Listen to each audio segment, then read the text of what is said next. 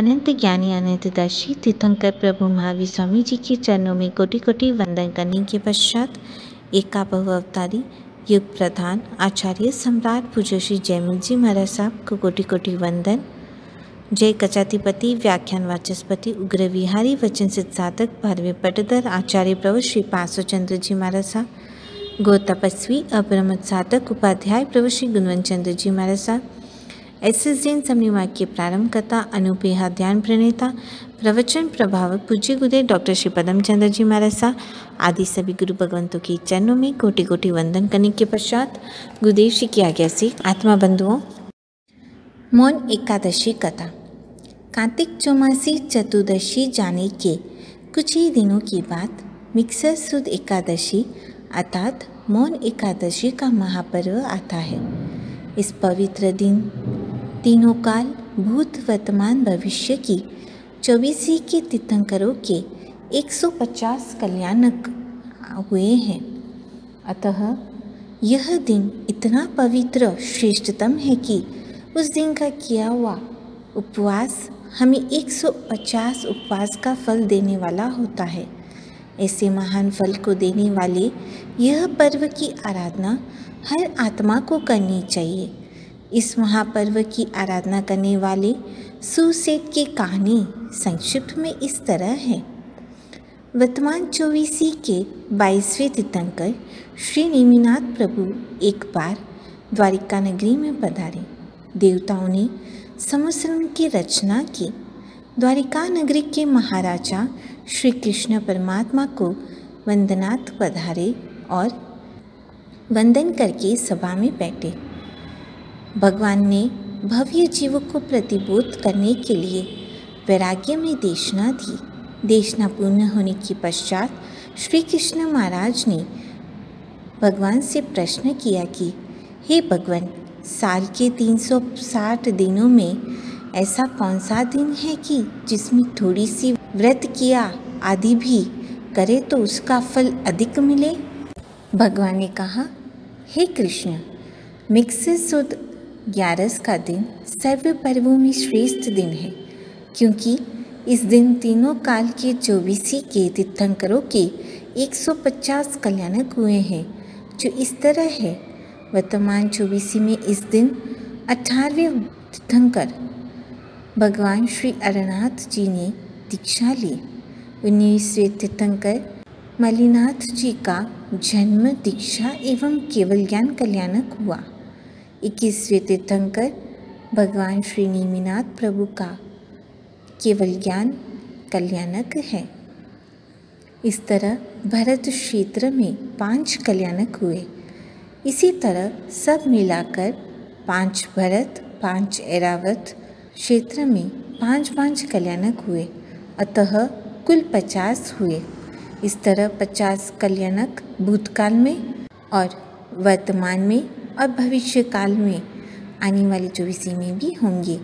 इस तरह 150 कल्याणक मौन एकादशी के हुए हैं।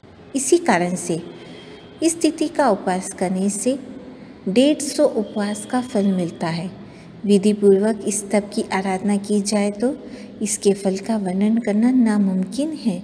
यह तप 11 साल तक किया जाता है। इस दिन मौन रखा जाता है, इसलिए इस महापर्व को मौन एकादशी कहा जाता है।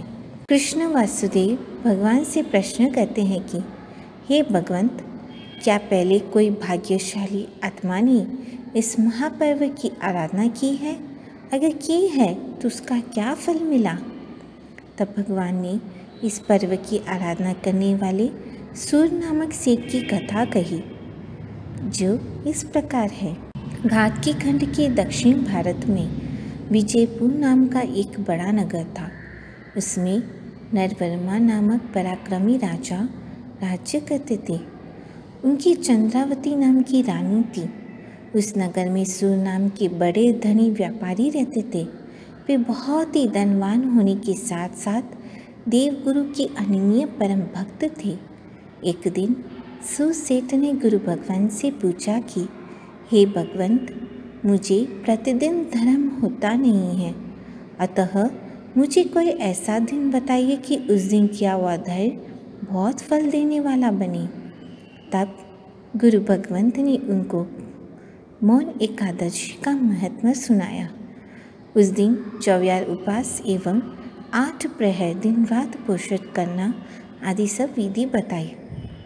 सुसेठ ने आदरपूर्वक ग्रहण करके यह तप शुरू किया और विधि पूर्वक तप की आराधना करके वहाँ से आयुष्य पूरा करके 11वें आरण नामक देवलोक में देव बने। देवलोक में सुख भोगने के बाद वहाँ आयुष्य पूर्ण कर इस जम्बूद्वीप के भरत क्षेत्र में सौरीपुर नगर में समुद्र सेठ की प्रीतिमती नाम की पत्नी की कुक्षी में उत्पन्न हुए। माता को व्रत पालने की दोहद इच्छा हुई।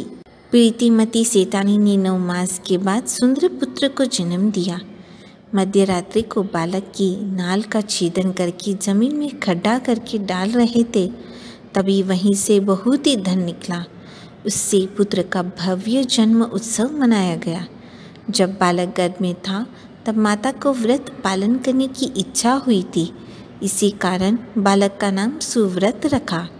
5 धाय माताओं से लालन पालन होता हुआ सुव्रत जब 8 साल का हुआ तब समुद्रदत्त सेठ ने बड़े ही उत्सव के साथ पढ़ने के लिए पाठशाला भेजा। वहाँ सब कुछ कला सीखने के बाद वह जवान हुआ तब पिता ने उसका 11 कन्याओं के साथ विवाह करवाया और उन 11 पत्नियों के साथ सुख भोगता हुआ समय व्यतीत करने लगा। जब समुद्रदत्त सेठ ने पुत्र को जिम्मेदारी के योग्य जानकर सुव्रत को घर का पूरा भार सौंप दिया और सेठ सामायिक प्रतिक्रमण आदि धर्म कार्यों में मस्त हो गए और अनशन करके आयुष्य पूर्ण करके देवलोक में गए। बाद में सुव्रत सेठ 11 करोड़ स्वर्ण मुद्राओं की स्वामी मालिक हुए और लोकमान्य भी हुए। एक दिन नगर के उद्यान में शील सुंदर नाम के 4 ज्ञान के ज्ञानी आचार्य भगवंत पधारे। वनपालक ने बधाई दी। नगर के राजा अपने परिवार के साथ वंदन करने के लिए आए। उस समय सुव्रत सेठ भी गुरु महाराज को वंदन करने के लिए पधारे। आचार्य भगवंत ने धर्म उपदेश देते समय मौन एकादशी का महत्व सुनाया। मौन एकादशी के तप का महात्म्य सुनकर सुव्रत सेठ उसके बारे में सोचने लगे। सोचते सोचते उनको जाति स्मरण ज्ञान उत्पन्न हुआ। उससे उन्होंने देव के भाव के पहले भाव में स्थिति की आराधना की थी, इसलिए वे देव हुए और वहाँ से आयुष्य पूर्ण कर सुव्रत सेठ हुए, ऐसा उन्होंने जाना। इस तरह अपना पूर्वभाव जानकर खड़े हुए और दोनों हाथ जोड़कर सुव्रत सेठ ने आचार्य श्री को कहा, मुझे ग्रहण करने योग्य धर्म बताइए। तब उन्होंने भी सभा के समक्ष सुव्रत सेठ का पूर्वभाव बताया। बाद में कहा कि तुमने पूर्वभाव में मौन एकादशी का तप किया था, इसी कारण इस भाव में ऐसी विशाल वृद्धि पाई है, तो अब भी वही तप कीजिए ताकि मोक्ष प्राप्त कर सके। सेठ ने पूरे कुटुंब के साथ मौन एकादशी का व्रत ग्रहण किया। अब मौन एकादशी के दिन सेठ उपवास करके मौन में रहते थे। ऐसा जानकर उस दिन चोर चोरी करने के लिए आए। चोरों को देखकर भी सेठ मौन में ही रहे और धर्म ध्यान में भी निश्चल रहे। चोर पूरा धन लेकर चलने लगे, मगर शासन देवी ने चोरों को स्तंभित कर दिया, जिससे चोर वहां से भाग न सके। सुबह होने पर सेठ अपने परिवार के साथ धर्मशाला जाकर गुरु महाराज को वंदन करके पोषद पार कर घर आए। चोरों को स्थिर अवस्था में खड़े होते हुए देखा। बात पूरे गांव में फैल गई और धीरे धीरे राजा के पास बात पहुंची तो राजा ने चोरों को पकड़ने के लिए सैनिकों को भेजा। राज सैनिक चोरों को न मारे या न पकड़े, ऐसा सेठ का चोरों पर दया भाव आने से सेठ के तप के प्रभाव से राज सैनिक भी स्तंभित हो गए। यह बात जब राजा को मालूम हुई तब खुद राजा स्वयं वहां आए। सेठ ने राजा को आदर सत्कार किया और नमन करके चोरों को अभयदान दिलाया। सेठ की इच्छा जानकर शासन देवी ने चोर एवं सैनिकों को मुक्त कर दिया। इससे जिन शासन की बहुत ही प्रभावना हुई। एक बार मौन एकादशी के दिन पूरे नगर में आग लगी और आग फैलती हुई सेठ जहाँ पौषद में थे वहाँ तक आग पहुँची। सबने सेठ को घर से निकलने के लिए कहा, मगर सेठ अपने परिवार के साथ कौशक में लीन थे। धर्म प्रभाव से सेठ की सारी संपत्ति सही सलामत देखकर सब लोग आश्चर्य में पड़ गए। सेठ की धर्म श्रद्धा की राजा ने बहुत ही सराहना की। जिन धर्म का प्रभाव हकीकत में आज ही देखा, ऐसा सब बोलने लगे। सेठ ने भी तप पूर्ण करने के बाद बड़ा उद्यापन महोत्सव मनाया और जिन शासन की प्रभावना की। सेठ को अनेक पुत्र पुत्रियों का परिवार था। उन सबकी शादियां आदि सब व्यवहारिक क्रियाएं करके जब सेठ अंतिम वृद्ध अवस्था में पहुंचे, तब उन्होंने सोचा कि अब मुझे गुरु भगवंतों के पास दीक्षा लेकर मेरे जन्म को सफल करना चाहिए। आचार्य गुण सुंदर सूरी वहाँ पधारे और सेठ ने अपने बड़े पुत्र को घर का पूरा कार्यभार सौंपकर आचार्य श्री के पास में दीक्षा ली। सेठ ने बहुत द्रव्य का खर्च किया और अपने 11 पत्नियों के साथ दीक्षा ग्रहण की। एक बामोन एकादशी के दिन सूरज सेठ कौशक में ध्यान में लीन थे। तब मिथ्याद्वी देव ने उनकी परीक्षा लेना चाहिए। देव ने दूसरे साधु का रूप धारण कर ओघा से प्रहार किया। तब सेठ गुस्सा न करते हुए क्षमा धारण कर सोचते सोचते शुक्ल ध्यान की ओर बढ़ गए और 4 घाती कर्मों को शेष कर कर केवल ज्ञान को प्राप्त किया। देवों ने उत्सव मनाया। बाद में सुव्रत केवली ने अनेक जीवों को प्रतिबोध किया और बहुत ही वर्षों का केवली पर्याय पूर्ण कर अनशन करके निर्वाण प्राप्त हुए। दूसरे भी अनेक जीव इस तप की आराधना से अनेक रिद्धियाँ पाकर मोक्ष में गए।